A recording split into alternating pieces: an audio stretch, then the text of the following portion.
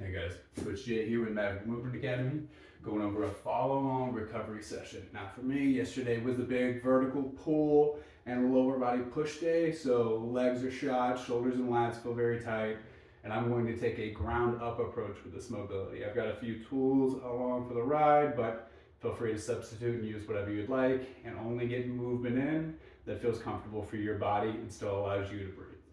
First thing I'm going to work with is the lacrosse ball for the foot, whether we want to be on our knee or if we can tolerate more weight and come to standing. We're just going to do so with the heel planted, a few left or right rocks between the toes, and then a few forward and back weight shifts just to see how well we can relax and release this tissue. Once you've gotten heel down, we'll go toe down, same scenario, staying in front of our heel to get a little of that pressure onto the arch of the foot, but still have control. Doing both sides, we're trying to get feedback from the system. How does one side compare to the other? Do I feel more tight in one area than I did on the other side? If so, can I slow down the breath a little more here? May I spend a little more time on this side? It's a conversation between you and the body. Adding pressure is just a request for information. You have to be the one that's calm and quiet enough through the brain and through the self-talk that we can feel what's going on down there, interpret it appropriately, and understand whether or not I need more or less time under pressure, more or less movement, or if I should dig it at a particular angle. Remember, once you've got heels down, we'll go toes down as well.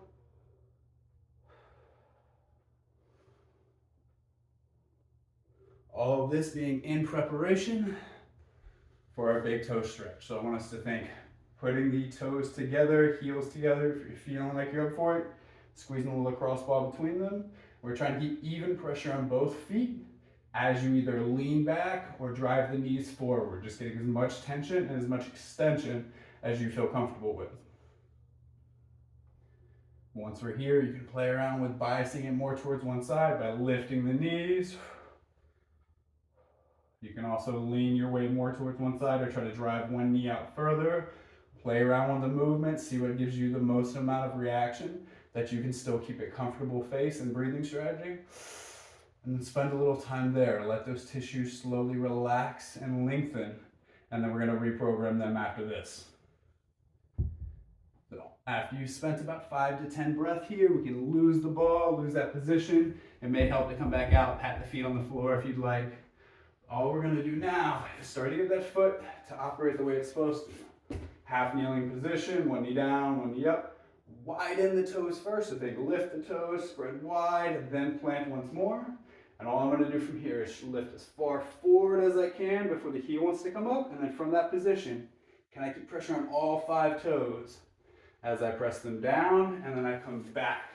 A little bit of a hamstring stretch here, but I'm more so trying to exaggerate my ability to pull the toes back towards me and elicit a stretch either through the back of the calf, through the arch of the foot, or in that low hamstring. Alternating between these, taking your time, moving slow and methodical, getting feedback from the system.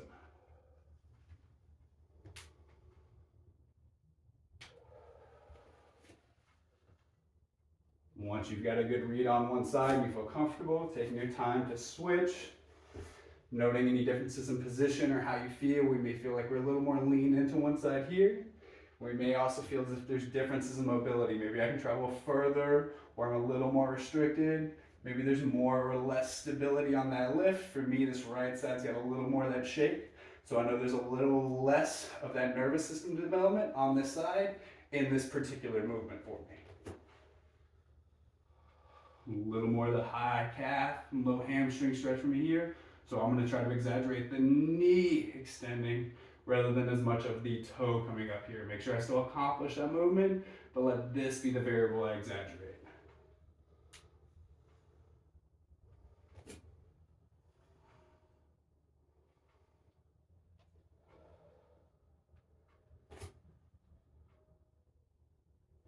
Now that we've got the toes moving, we've got a little bit of ankle stretch going on here. We're going to try to exaggerate that. I'm going to use a yoga block. Feel free to use whatever you'd like. You can also do so on the lacrosse ball, and I'll show that variation in a moment.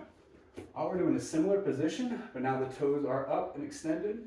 As long as you can keep the heel down and the foot and knee are still pointing in the same direction, how well can we get small shifts in the weight pressure forward trying to exaggerate our ability to dorsiflex or close this angle here. If we're feeling up for it, you can do the same thing on the ball. Still trying to keep the heel down, keep centered pressure here, but you can feel how the foot will kind of wrap around the ball and give us a little more feedback for all 5 toes. You come in and out with this one, or we can just stay in position and slow down our breath. The goal here is to feel as if we're more comfortable or more capable in this position before we move on. Figuring out which variation works for you may take a little bit of experimentation, but the goal is simple. Just like we did with the big toe stretch, can I spend a little time pushing that range of motion further? We're gonna do the same thing next for the knees and hips. So starting up at our knee, I want us to come back to the half kneeling position, holding our knee in place. How well can I keep the foot on the ground, but rotate left and right? As the majority of this movement's happening at the ankle, you can feel there's a little bit of that rotation that happens at the knee. I'm not allowing it to fall in or out as I'm doing so. It's controlling this rotation. You'll feel how it corresponds with the arch of the foot. As the toes come in towards the midline, the arch comes up and gets high and tight. As I rotate outward, that arch flattens back down. You can use the hands on a clock to get a good idea of how one side corresponds to the other. And if we have more potential pulling in one way, pulling out the other, and how that corresponds left or right. Most of us have a tendency to let both feet turn to the same way or hyper exaggerate the rotation for one.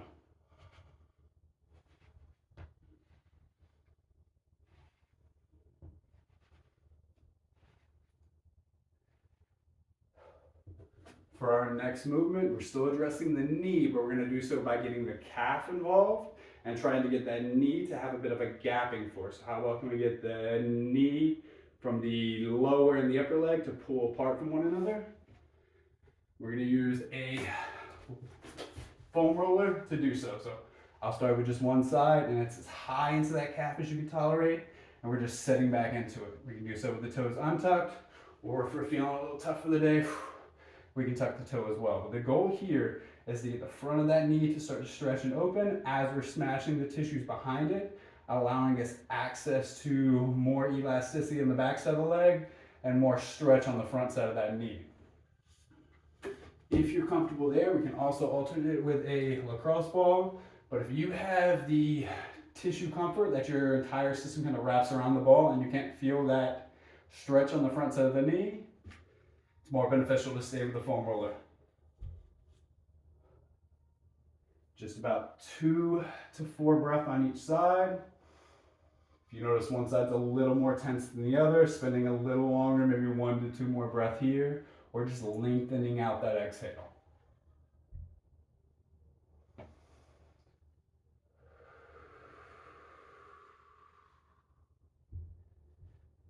Now that we've got a lot of movement in the knee in rotation and in space, we're going to get the hamstrings and the hips involved. I'm going to bring the block in for this one. If you're comfortable bringing the hands to the floor or you need something higher, go for it. All I'm going to do is think about pushing my hip as far back and lengthening out through my spine so I'm as straight as I can possibly get. And then I'm going to open the knees just enough to let me finish and get down to my block. From here, how well can I extend one knee at a time? Trying to keep the spine stiff and straight, but still allow myself to shift my weight from one foot to the other. We only need about 2 to 3 per side here, trying to make sure the toes are at the same angle and we're not turning one foot out to make this easier. Once we finish with our elephant walk, now we can start to get a little higher up into the hip. First, we're going to start with the left to right movement, and then we'll get into rotation. So I want us to think one knee down and the other foot up as if we were in our half kneeling position, but now this front knee comes straight out to the side. The inside arch of that foot is in line with the front of my knee, and as I go to shift my weight to that foot, pulling my knee back behind me as far as I possibly can, feeling this stretch either through the arch of the foot, through the calf, or ideally through that inside hip and adductor. Staying up tall, not letting a ton of hip bend come out of this one, and then trying to keep the knee pushing back towards either the wall behind you or just away from that midline space. I think 3 to 5 per side here, just enough to get an idea of how the inside hip compares from one side to the other, and if the knee and ankle will allow us that range of motion to get into this stretch.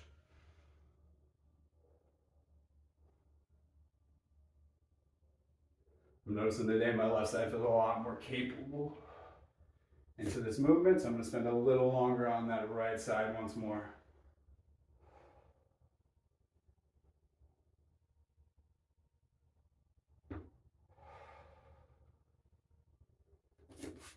Coming from here, I want us to get into the rotation form. So if this is a new movement for us, find a pillow, a bolster, whatever you can to get your hips higher than your feet. Feet are wider than hips width and wider than they would be if we were standing. All I want us to do is imagine both knees are stuck together with a rod right now. How well can they rotate from one side to the other, moving at the same time? Try not to get a ton of upper body bend into it. How well can you get the legs go from left to right? Once we feel comfortable there for just 2 to 3 reps, the closer they are in, the harder that gets. Then how well can I move them one at a time? Can I get one knee to move as far in as possible without the other knee moving at all? Can I come out as far as possible without the other knee moving at all? And just alternating from one side to the other side. If you notice an asymmetry here, something feels uncomfortable for you, then I want you to hold that position for about 2 to 3 breaths, trying to exaggerate the length of your exhale so we can relax that tissue to better facilitate that shape. If we're feeling up for it, lose your bolster, come back to the ground, and we can let a little hip rotation occur as long as it's a hip rotating and that's not our upper body leaning into the position. So hip turns with us, we can see that moved my other knee, so I moved just a little too far for me.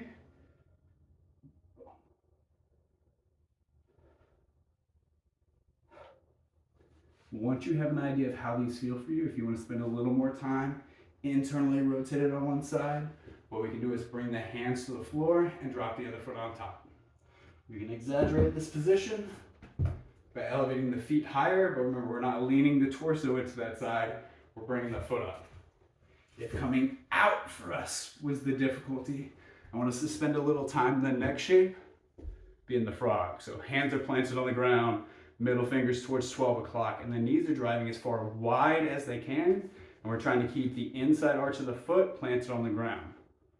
Once I'm here, without bending my spine, how well can I sit the hips back?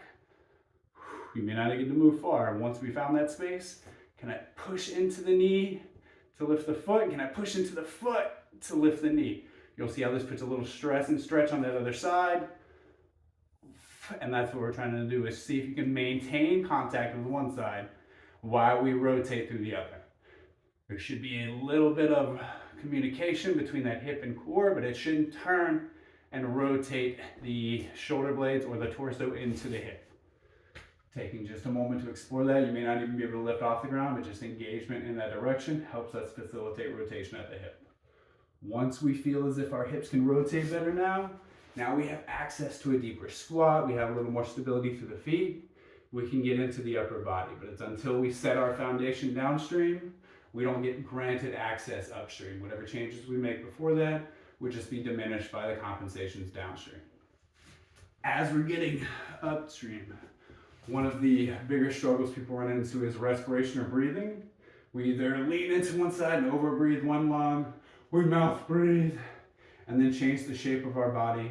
So your breathing strategy has a big contribution to your posture. One of the ways that we're going to help that is helping to release both the abdominal muscles and the diaphragm. The way that I'm going to do so today is just by doing a gut smash on the lacrosse ball, laying down. I'll start up high for me and kind of rainbow across, and then I'm going to come underneath towards the pelvis and rotate there as well. But if you can tolerate something larger than the lacrosse ball, feel free to go for it. If you want to make this one more intense, with just your ball, all you do is elevate the platform from which you're adding pressure. And this one may just look like I'm laying down and laying with you, but I'm trying to keep both my voice and my breathing slow, calm, and collected as I slowly roll from one side of the rib cage over to the other and then down towards the pelvis and the belly button and up around the other side. If laying pressure down here is too much for you, welcome to sit up and just use the hands and kind of follow along with that. It also helps us pinpoint if there's one part of that diaphragm or the rib cage that's tough for us, and we can hook underneath and spend some time there. For me in particular, that left side has a tendency to flare. So what I'm going to do is lay on top of that rib, slow my breath down, see if I can get just a little bit of movement there. I'll also notice as I go to come down through the oblique and into the pelvis on that side, I'm a little more restricted than I was on the right. So I'm going to spend a little longer here, maybe 1 to 2 breaths, and really exaggerate how long can I exhale and how comfortable can I get the system while I'm here.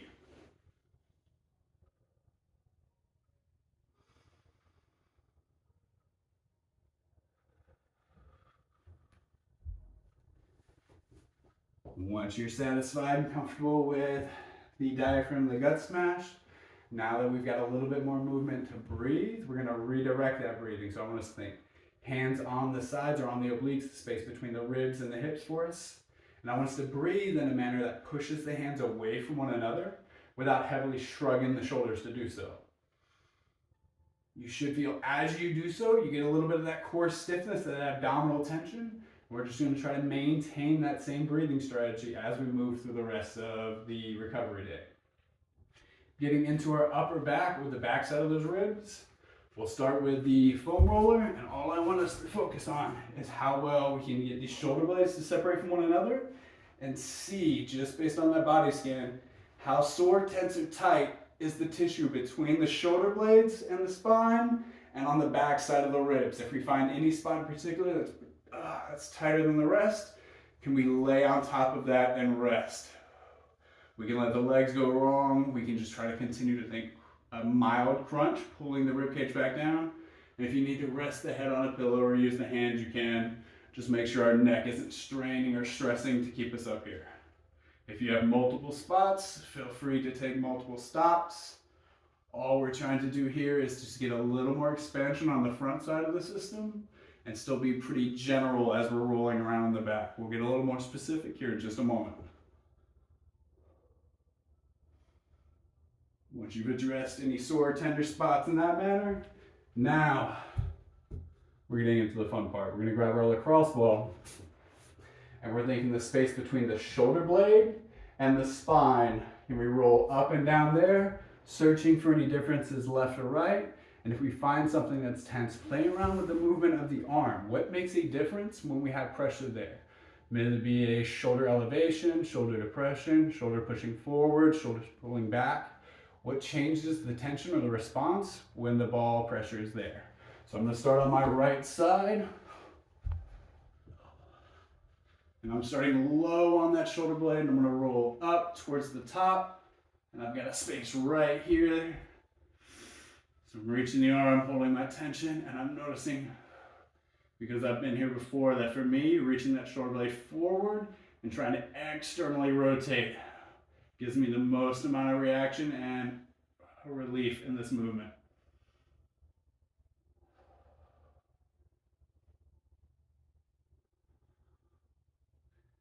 If you notice any other movements that feel limited for it, feel free to spend time moving there. As you get into the other side, rarely is it the same movement on the opposite side that causes the same response. Such as for mine, I know it's a little more tender for me up higher, so towards the top end of that shoulder blade, and it's more of a reach overhead for this side that gives me the response. Sometimes it's easier just to lay in position and let the breathing be slow, but if we can, facilitating movement under pressure always leads to better neuroplasticity and learning how to actually facilitate movement through those muscles.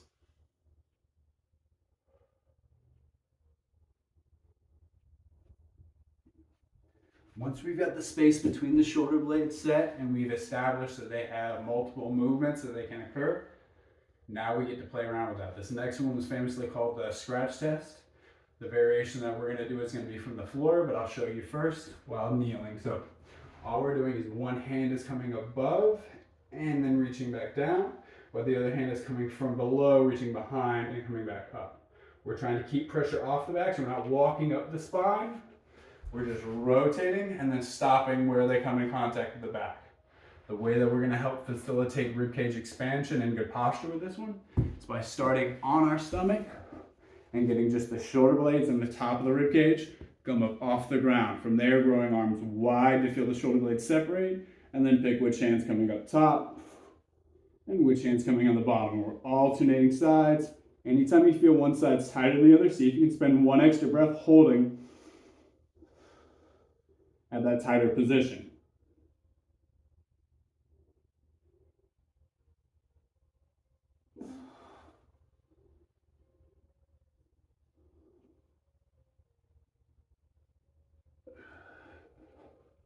Once we've got 3 to 5 per side, or we've spent a little longer on the side that needs it, you should be able to come out of that position. And then for our next activity, all we're trying to do is as deep of a nasal slow inhale as you can.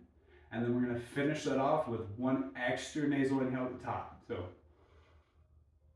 and once I feel as if I've capped out my lungs, just a short inhale on top of that. You should feel a little more expansion. And then I want us to go for the longest.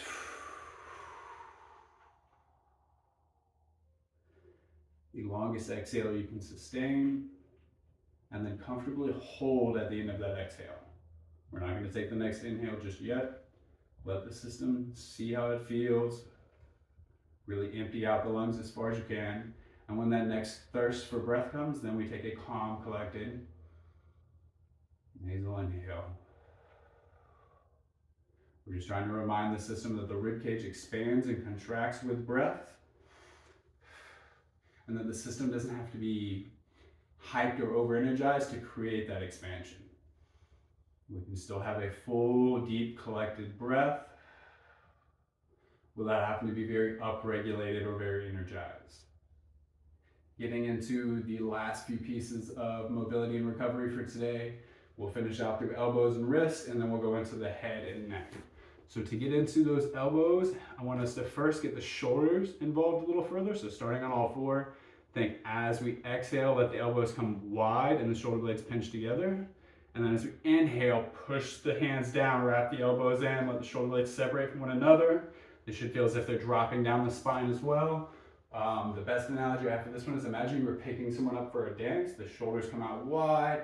We grab the person or what we want, and then they're trying to compress them and pull the elbows together to lift them.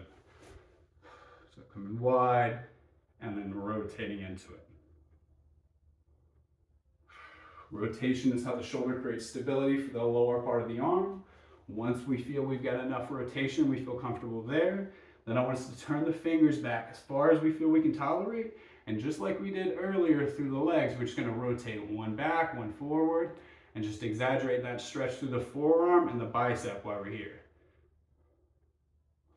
If you can work that back further.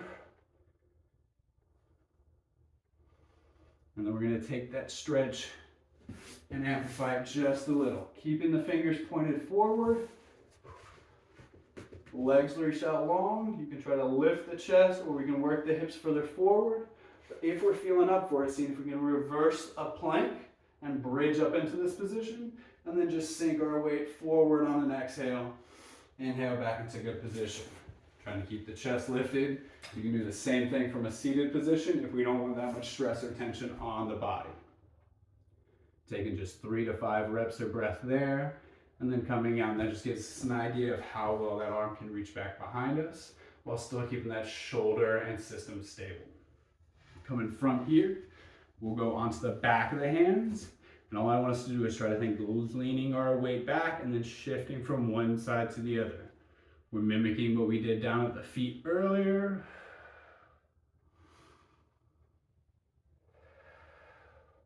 See if there's any difference, whether we're putting more pressure towards the index finger or the pinky finger, and if that's symmetrical from one side to the other. Once we feel comfortable here, then we'll get into the last portion for today, which is just going to be our cervical spine. We're going to address that first and foremost. I want us to start with a lacrosse ball, and we're laying down at the very base of the neck.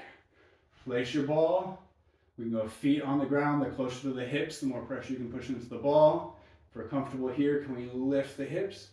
And then all we're going to do is reach the arm overhead as far as you feel comfortable, and then across the midline as far as you feel comfortable. This is still getting the shoulder and cervical spine connection, but this is going to help change the solution most of us have for breathing, which is to pull everything from the rib cage to the shoulder up towards the top. And once you do this for both sides, it should feel as if our breathing is a lot less neck dominant. We don't feel as if we're trying to pull everything up to manage our breath. Once we've got both sides accomplished there, I'm going to go to my left here in just a minute. Then I want us to see if you can use your ball to work your way up the neck, just one side at a time. Go one vertebrae, come to the other side, and then continue to work your way up, alternating as if you were doing stair stepper there. If we can with the lacrosse ball, that's our final mission. That's where we're going to finish with this one. If that's too much pressure for us, then what I want us to do is collapse the hands, finger and finger, hand behind the head, and all we're going to do is slowly work pressure with our thumb. So we're using the thumb to push into that space. And we're just slowly stepping or walking our way up. If you find something that's sore or tense, hang heavy there. Maybe you can turn the head left or right, up and down, and add just a little bit of movement on top of this. These same options occur. Let me grab the left shoulder first. And make sure I can open up this side and I don't get the spine pulled to one angle.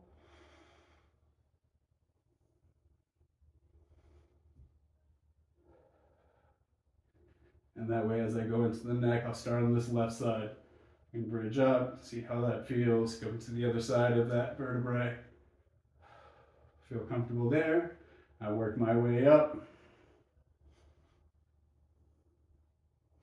Feels a little tense here, so I'm going to stay on this one.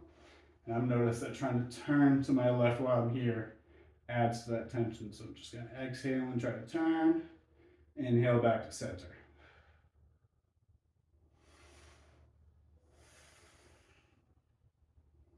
And after 3 to 5 breaths, or after we notice it releases, then we continue to work our way up. I know for myself, once I get up to C1 or towards the base of the skull, that right and left side have a little bit of tension for me, but they're both a tad different. So for me, that right side requires I press straight down and pull into it and try to tuck the chin. And that left side for me is still a little more that left head turn to add tension. Exploring there yourself.